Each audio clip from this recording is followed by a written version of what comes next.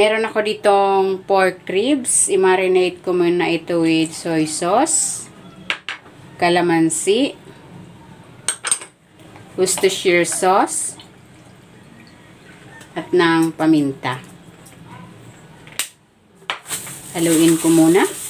Kung hindi ka pa nakapag-subscribe sa aking channel, please subscribe at i-click mo na rin ang notification bell para lagi kang updated sa aking latest recipes.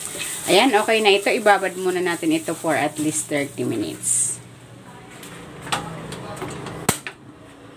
Maglalagay ako ng cooking oil. Igigisa ko na tong bawang.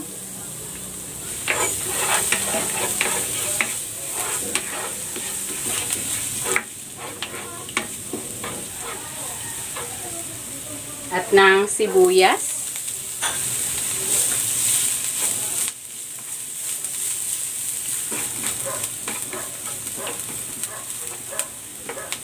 Igigisa ko na dito itong pork ribs. Ayan, tinanggal ko muna yan sa pagkakababad.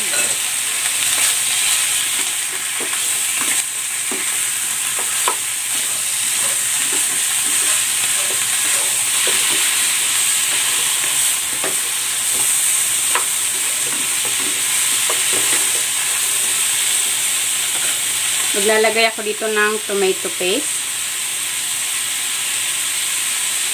Ayan.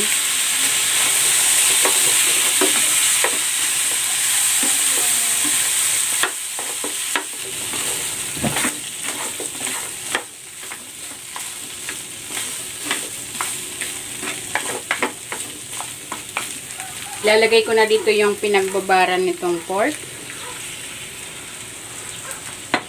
At ng Sprite, 8 ounce. Tatakpan ko ito and then isimmer natin ito for 30 minutes.